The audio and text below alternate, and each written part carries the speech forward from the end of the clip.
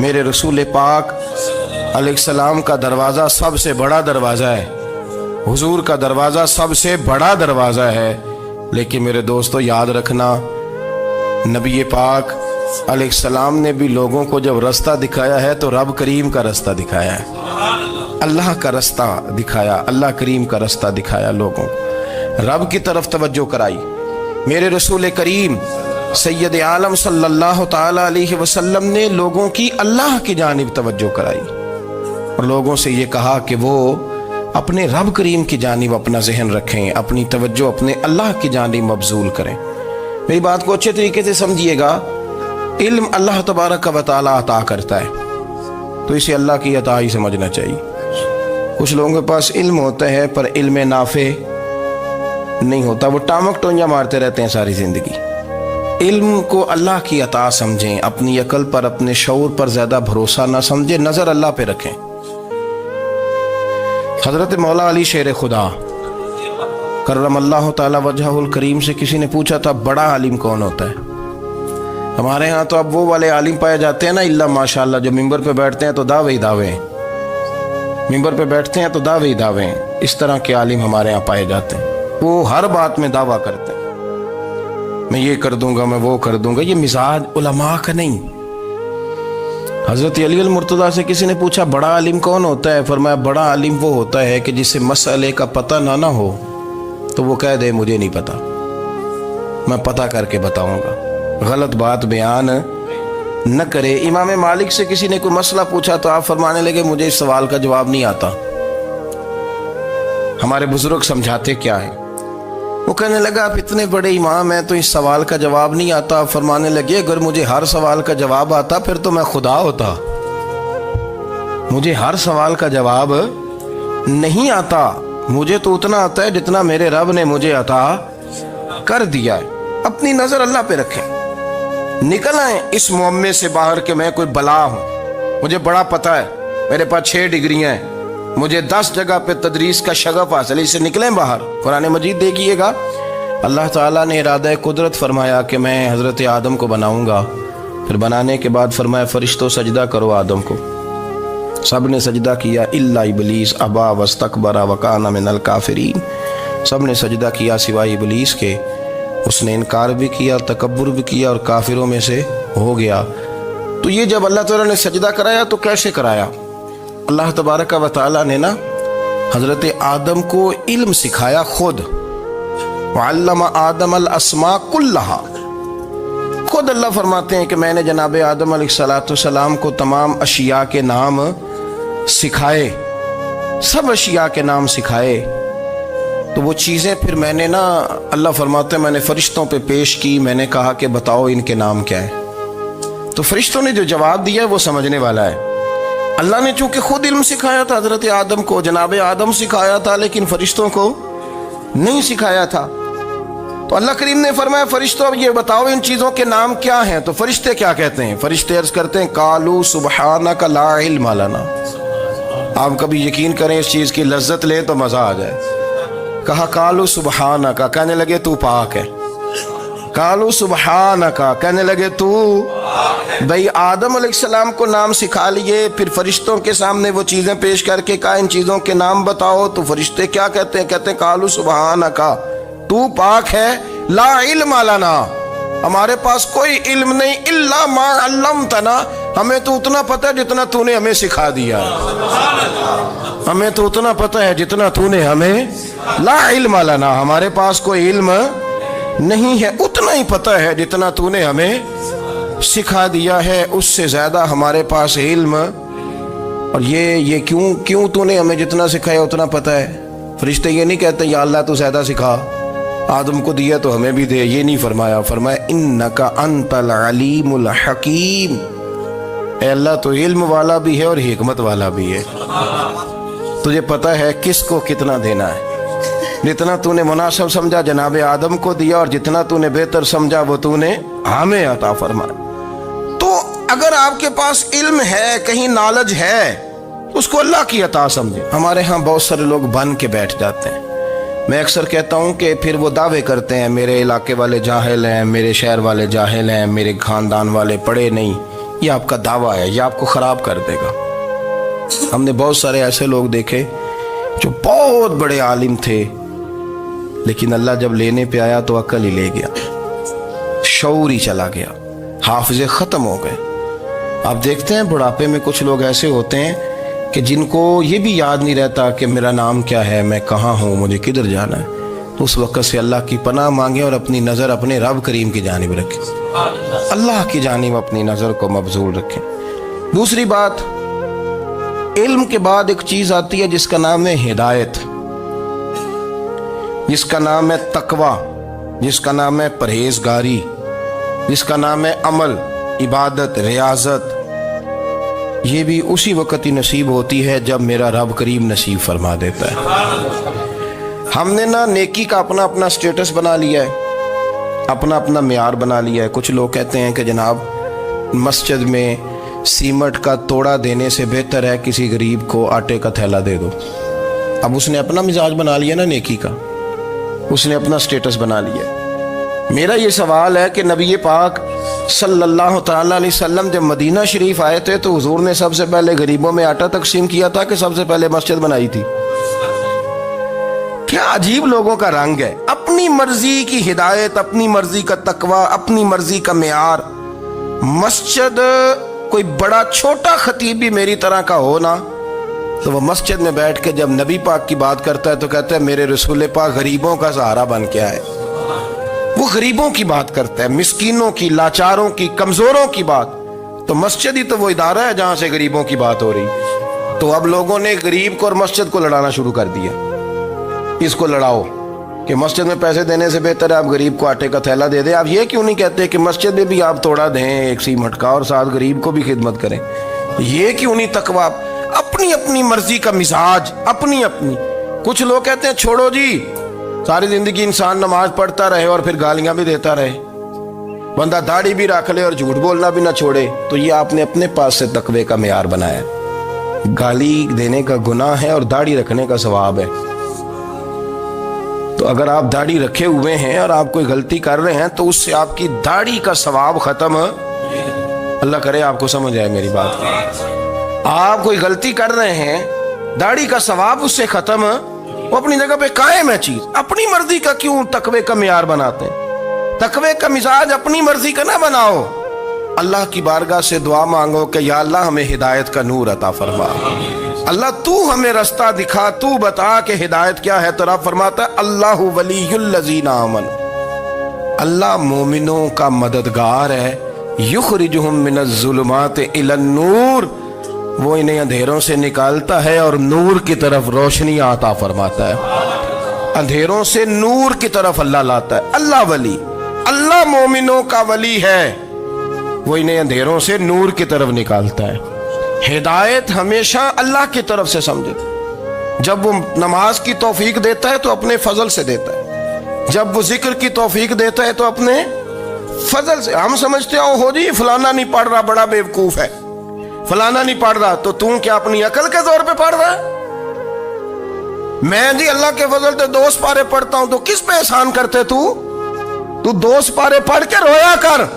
तो अगर मालिक तू बड़ा करीब नहीं, बड़े लोग हैं जिनको पूरा कुरान हिफ्ज़ है पर उन्हें पढ़ने की तौफीक नहीं, तूने फजल किया और मुझे तौफीक दे दी है पढ़ने।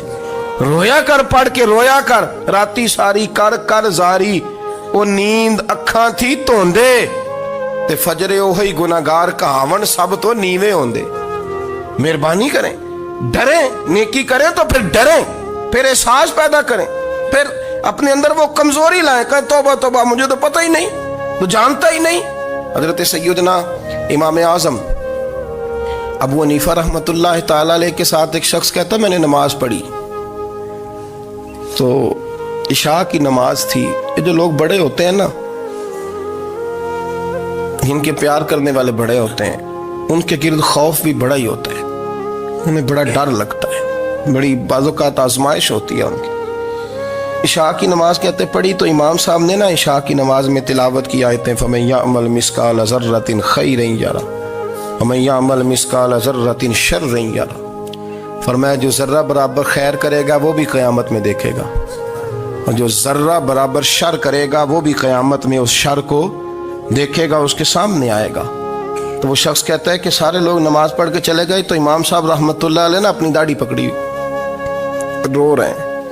کہتے ہیں وہ ذرہ برابر نیکی کا بدلہ دینے والے، وہ ذرہ برابر شر پہ سزا دینے والے میری سفید داڑھی کو دیکھ.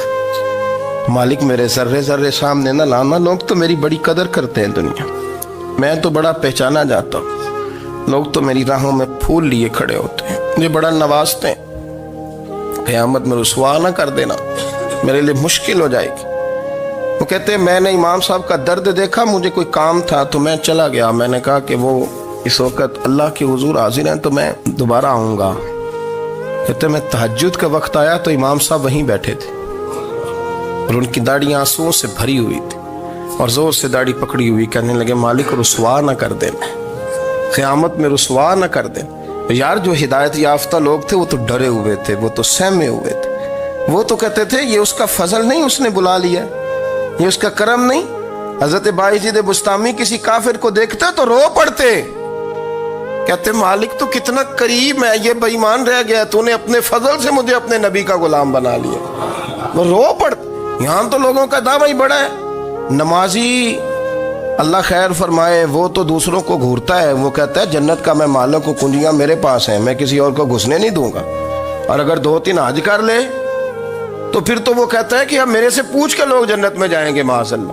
اور اگر وہ 2 4 5 7 دفعہ کوئی نفل پڑھ لے تو پھر وہ کہتا ہے چھوڑیں جی سارے لوگ بے عمل ہیں، میں اکیلا نیک ہوں.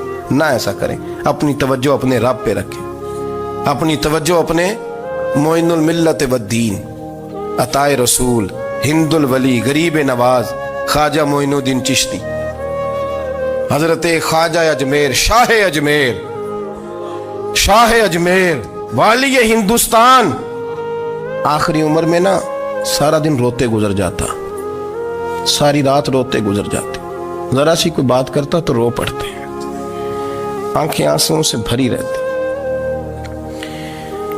کئی دفعہ اپنے بھی پریشان ہو جاتے ہیں نا کہ یار تو ایک بات کی جان ہی نہیں چھوڑ رہا. تو خواجہ قطب الدین صاحب بختیار کاکی سے لوگوں نے کہا کہ آپ مرشد سے بات کریں، اتنا بھی تو نہیں نہ رونا چاہیے، ہر وقت اس کے آنسو کی کریے، عاشق دا کام ہی رونا تونا، تبھی نہ رویوں نہیں منظوری. یہ عاشق سدا ہی روندا رہندا ہے، پاویں وصل ہوئے تے پاویں دوری. ہر وقت رونے کا کیا مطلب ہے؟ تو خواجہ قطب صاحب کہتے ہیں میں قریب گیا تو میں نے پیر دبائے، میں نے کہا سونیا لوگ تو کچھ بھی نہیں کرتے، تو نے تو کمال کر دیا، 90 لاکھ آدمی مسلمان کر دیا، دنیا کچھ نہیں کرتی، تو نے 50 سال ساری رات مصلے پہ بیٹھ کے رب راضی کیا.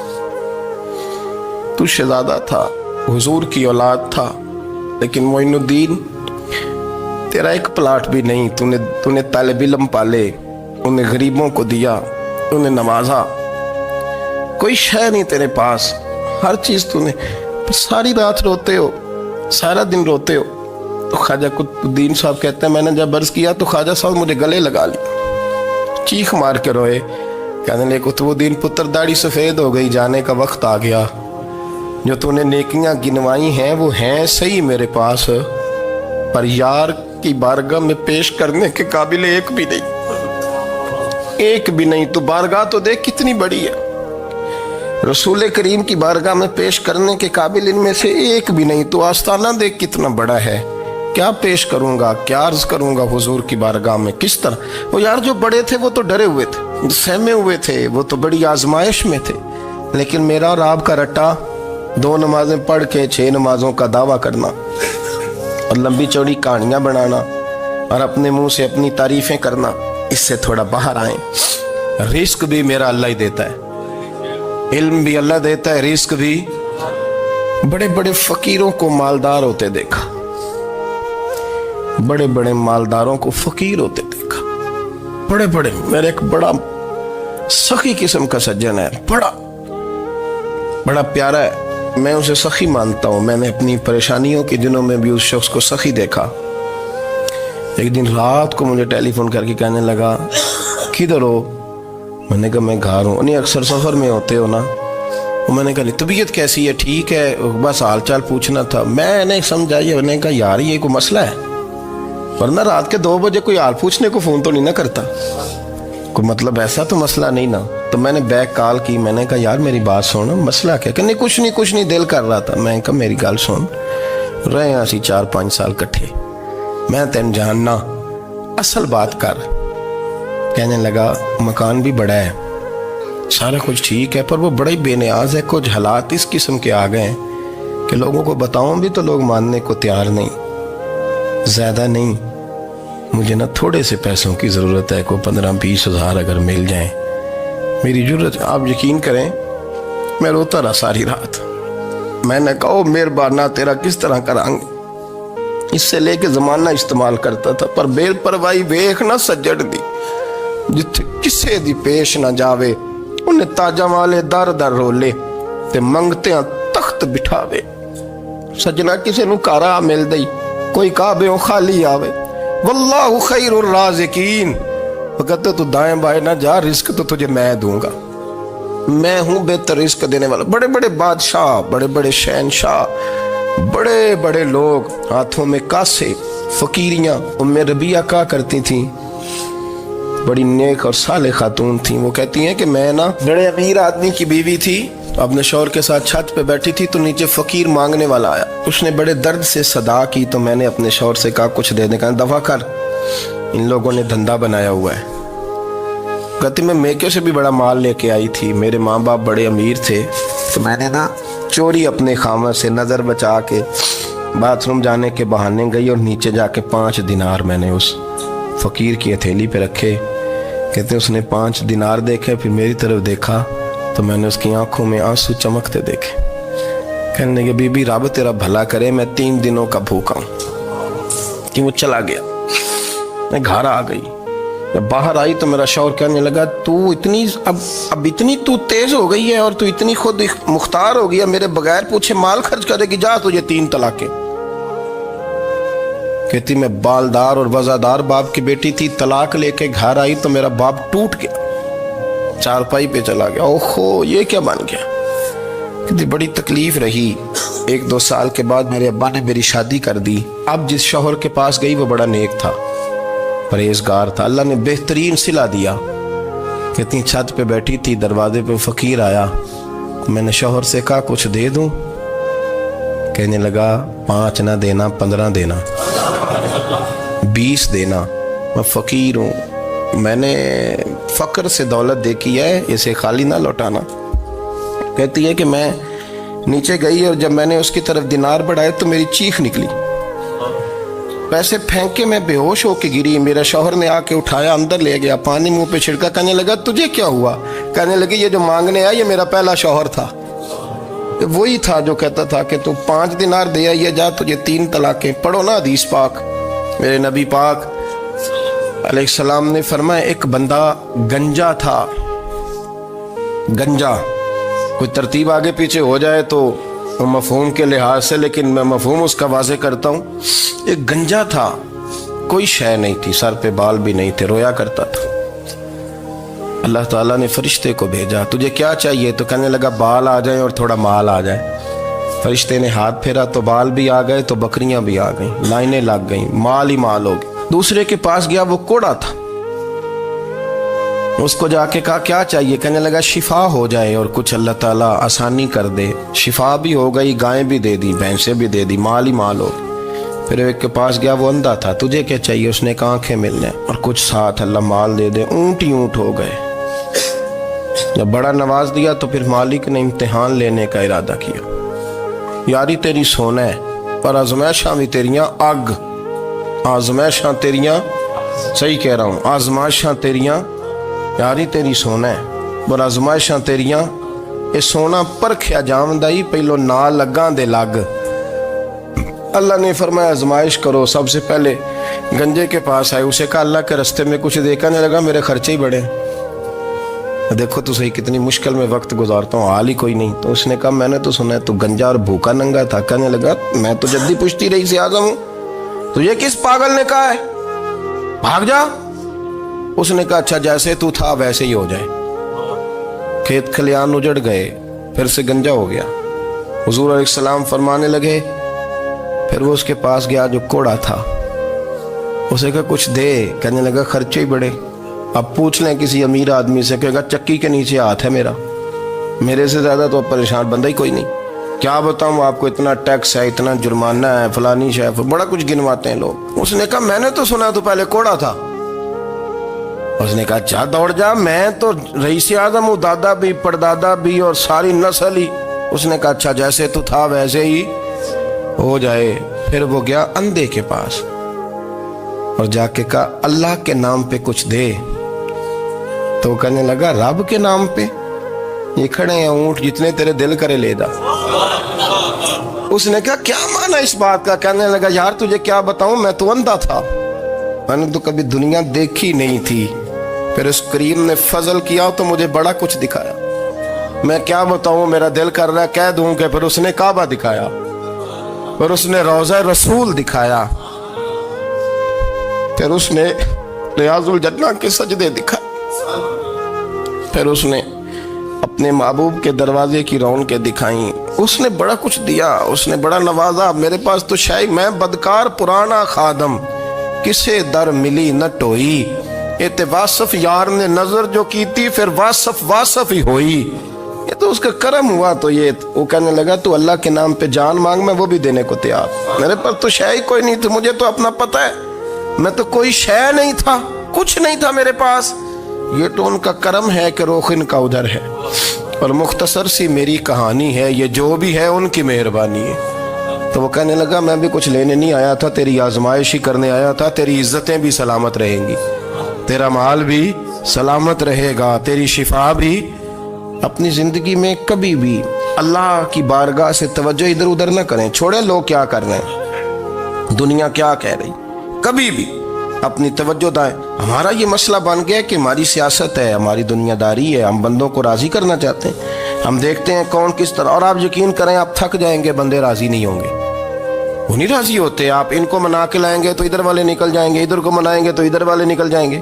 اس چکر سے باہر آئیں، اس رب کو راضی کریں جو فرماتا ہے ان الذین آمنوا وعملوا الصالحات سیجعل لهم الرحمن ودا. فرمایا تو ایمان لانے کے بعد نیک عمل کر، میں لوگوں کے دلوں میں تیری محبت پیدا کر دوں. رحمان لوگوں کے دلوں میں محبت ڈال دے گا، اللہ لوگوں کے دلوں میں. اپنی نظر ہمیشہ اپنے رب پہ رکھیں.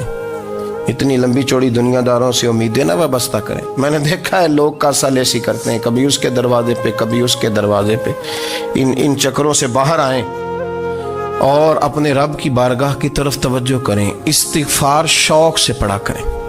اور اکیلے میں اکیلے میں حضرت رئیس المتکلمین مولانا نقی علی خان صاحب رحمۃ اللہ نے لکھا ہے کہ فرعون 500 سال حکومت کر گیا. یہاں تو 5 سال کی حکومت کی پیر لڑکھڑاتے ہیں، 500 سال.